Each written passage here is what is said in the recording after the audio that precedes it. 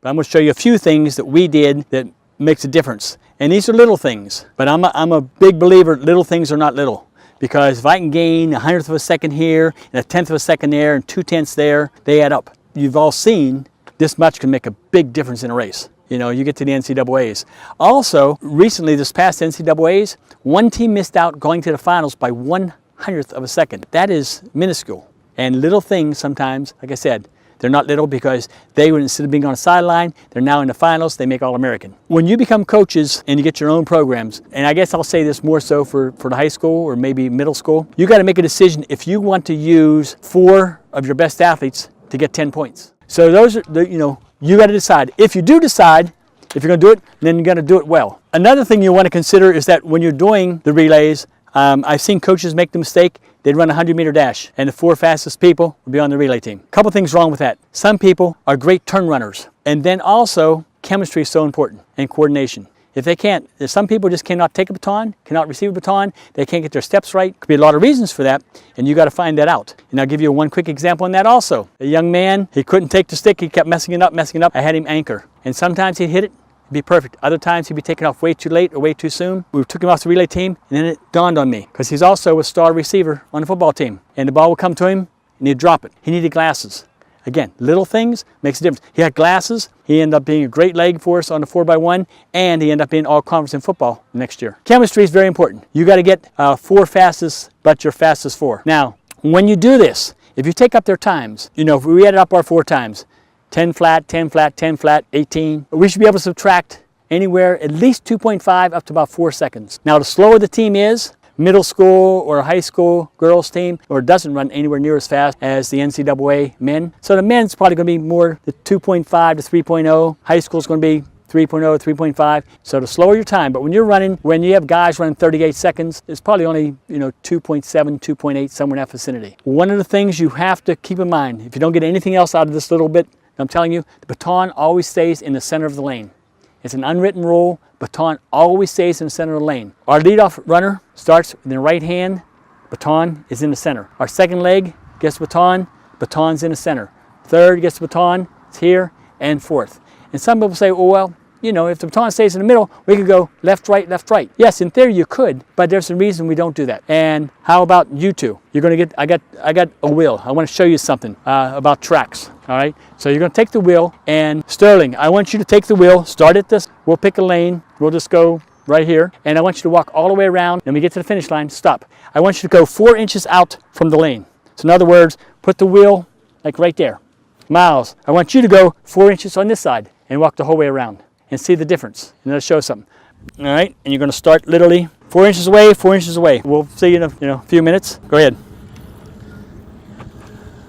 But a track is measured 1 foot out. So in other words, if they went 1 foot out from the line, it'd be 400 meters. So when you're running, if you can run on the inside, you're going to run less distance. The same way, if you go and you run out here, you're running further. Especially important in an 800 or a mile relay or any distance race. If you can keep people to the outside, they're running a lot further. Here's the difference. There's lane 1, and running 1 lap. And come over here and look at this line, almost 22, which is approximately at 7 meters. So there's a 7-meter difference between lane 1 and lane 2. So if we have somebody in there running, whether it be a mile relay, an 800 to mile distance races, and you can keep them to the outside on the turn, every lap they're running 7 meters longer. That adds up after a while.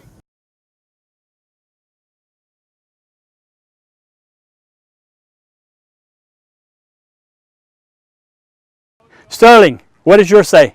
398. 398. So it's 398 meters by him running or walking. So if your athlete ran here on the inside going around the turn, they'd run 398 meters. All right? Now, if they ran out here, ran this way, how far is yours? 404 meters. 404 meters. So 6 meter difference just on the 1 lap. And obviously we're talking 4x1, but 6 meters. Big, big, big, big difference. So you can see why we go right, left, rather than left, right, because we have that unwritten rule, the baton stays in the middle. Okay, let's go back up here and put those on the side and let's talk a little bit more. Okay, the other thing you need to know is that it's a blind exchange. We're not looking back to grab the stick like we do in a 4x4. This is blind. Again, outgoing runners going as fast as they can, hand goes back. We'll show you a couple drills, what you want to do that. Also, It's speed work. You can't be doing speed work 3 days a week and then doing 4x1 exchanges. It's too much speed. Of course, in high school, it's a whole different story because they have races quite often. But take your 6 people, you practice around, you're going to do the drills, which I'll show you here in a minute. Your 5th and 6th are alternates. Every once in a while, maybe put those in a meet, a lower key meet, put them in there just so they get the experience. So it doesn't come down to a championship and they've never been there and all of a sudden they get real nervous. Keep that in mind. All right, I'll go over a couple of the drills, that we did that I think makes a difference. You've probably seen these before. We've been doing them for a long, long time, back in the early 70s when we first started running. So it's nothing, but you guys have not worked together, is that correct? You haven't really done, and you haven't never handed off, and most of you haven't even run the 4x1 per se. One of the things, as I said earlier, the baton always has to stay in the middle of the track, okay? So later on we'll put a line down, and one of the drills we'll put some tape down to make sure you stay on your side. Let's say you're going to be lead off, you're going to be second, and you're going to be third. You get on the inside, because first and third, you get on the inside up there. Reach back and reach forward to kind of get an idea of where you should be. All right?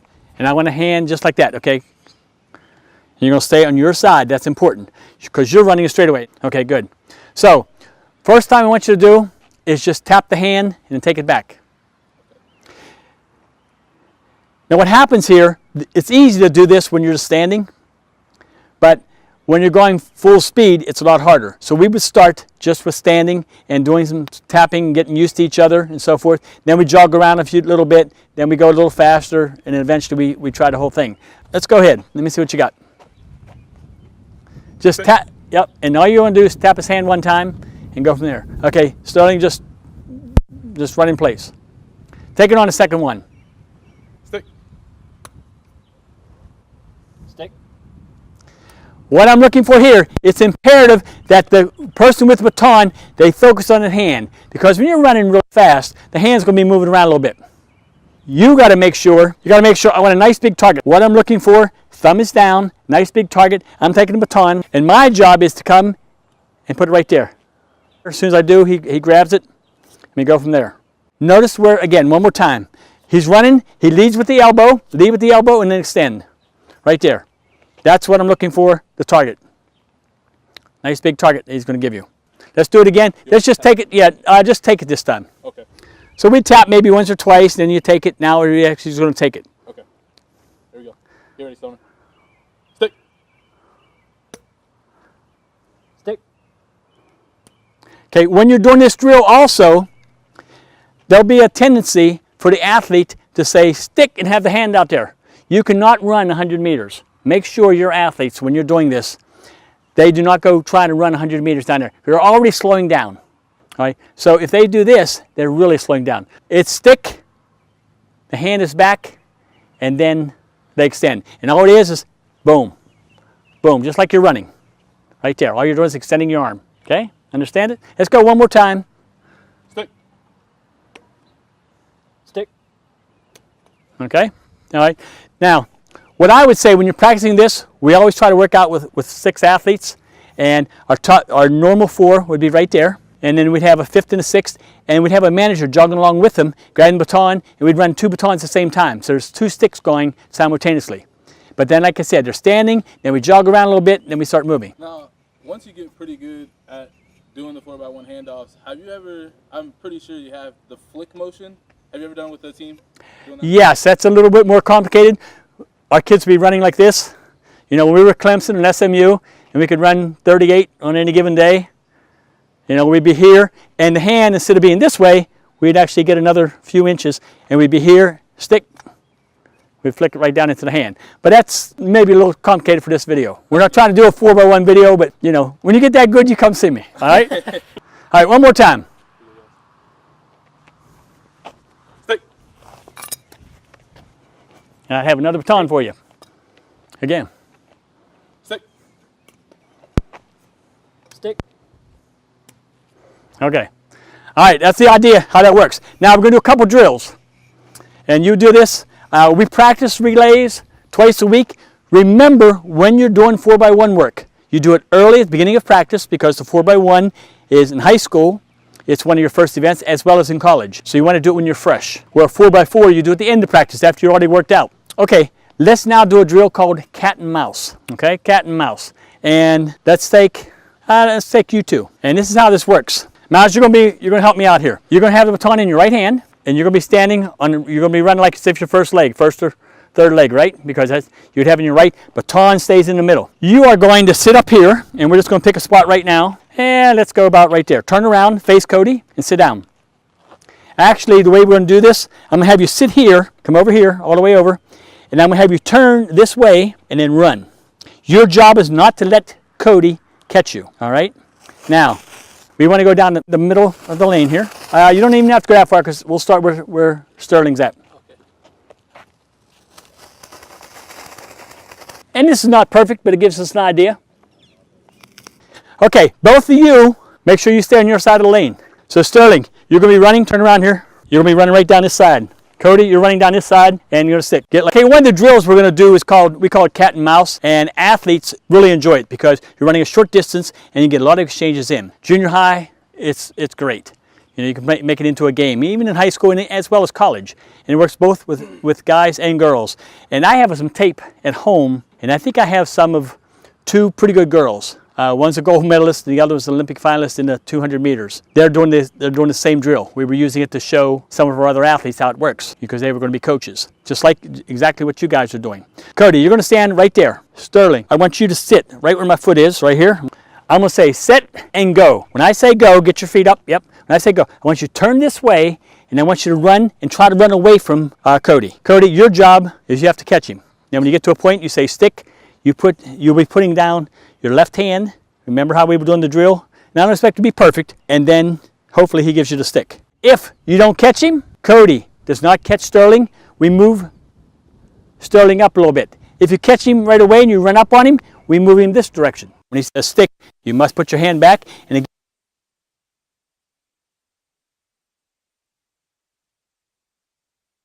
Okay? Set.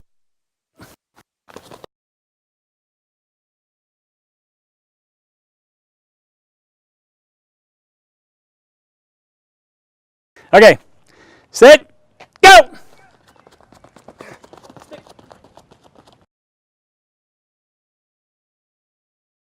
Okay, for never doing that, that's not too bad. You know, first time out, it worked. One of the things I noticed, and obviously when you videotape as a coach, you see things and you'll make adaptations. But I noticed, Sterling, your hand's right here, okay, low, and if, reach the baton out to me, okay, just reach it out right there. And if I'm right here, because I'm low, I can't do it. However, if I'm all the way back, I can grab it. Notice I got an extra 6 inches. So the reason that happens quite often is sometimes guys in particular, they're not as flexible as they should be in the shoulders, or could be, because they've done a lot of lifting, and lifting can make you tight unless you do stretching afterwards. So if you have someone like that, Sterling, turn around, okay? And Sterling, you can see, he got a little bit of a muscle. Not much, but a little bit there. What you can do is just take your hands right here as a partner and have him sit. Go ahead and sit down a little bit, slowly, okay? Slow down, sit, okay? Rather than me just going boom and taking his arms up. So right there, we got to work on his flexibility because there's a difference. If he was getting the baton, let's say this end because it's close to you. If he's right here, up here, this is much closer to me. An extra 3 or 4 or 5, 6 inches, 3 times to make a difference. So working your flexibility, don't just ram it up there. But easy, we're here and here. And it happens a lot when you get someone who's, semi-strong. This drill here is they're going to be running. I'm going to say, go. You're going to jog. You stay on your half the lanes, and then you pass the stick. You take off. You try to run away, okay? And Miles, you holler stick, focus in, boom. Say go hard, and get the stick.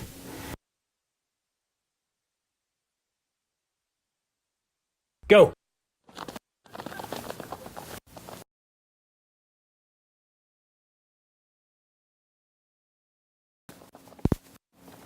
Nice. Okay, we're making sure they run half the lanes. Nice big target. Looking for the arm to go back up. Finger, thumb down. And incoming runner, you focus on the hand. Put it right there. And you grab it. Okay, ready? Jog. Go. Stick.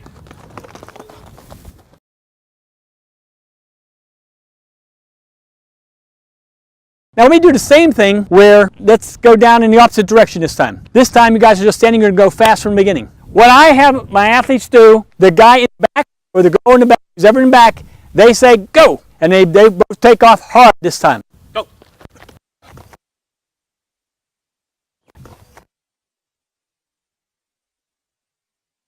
Go. Stay. Ah.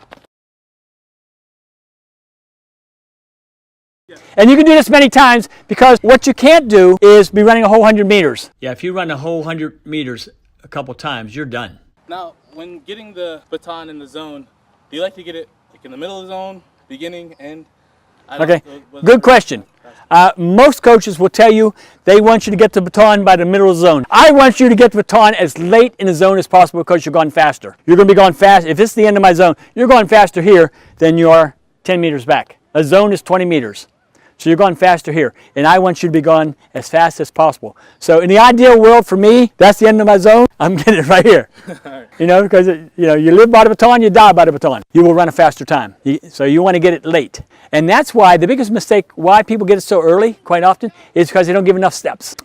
Most high school people, they're going, probably less than 20. I'm saying you probably should be somewhere between 20 and 30 steps. They will be able to increase as the season goes on, as you get in better shape. Now, if someone's really dying, they're practicing, and it's working out great, because they're doing short stuff, then they get in the meet, so they're probably not in good enough condition. So as they get in better shape, then they'll probably be able to increase steps. And I'll give you an example. We had a team here, a month before their season was over. They were doing the steps, and we went over. They said, hey, can you come and help out a little bit? Went over, and they had run something. It was about 50 points, like 50 points. Okay, 50 point something, a girls team. Then after opening up the steps, they went to the next meet, and they ran 48. Yeah, 47. 47 and some change. So that shows you how much. Now, for big time teams, when you're talking Division I, 4x1s, or World Championship types, for every 3 steps, you're talking a tenth of a second. So if I went from 18 steps to 24, I just added 6 steps, I'm taking off 2/10 of a second. Now for slower teams, for junior high or high school or a girls team, probably 3/10 just in that one exchange. We do that 3 times, that's almost a second right there, right? So you probably can open it up more. Yes, sir. What is the biggest that you opened up with any of your teams, like the Clemsons or SMUs? Clemson, SMU, we had a young man by the name of Roy Martin, who was a decent sprinter. Okay, Roy in high school ran 20.13 and 10.16, and I was able to sign him and another guy by the name of Joe DeLoach, who was this much behind him, at the time. He handed off to, we had a good quarter miler, Rod Jones, who he ran 44 point, which all the quarter milers there did, but it took him a little while to get going. So he gave Roy, I think, 36 steps. Now once Rod got running, he ran 10.22, so he's not slow. His top end speed was very good, and he surely didn't die. Roy, other than Carl Lewis, was probably the best I've ever seen on a relay, and he ran second leg. Usually it's 20 low to high 20s. So that's trial and error. That's why you practice, you videotape, and then you make sure you do it in the meet, because you get in the meet, the adrenaline's flowing and things change a little bit. Next, we're going to go over to blocks.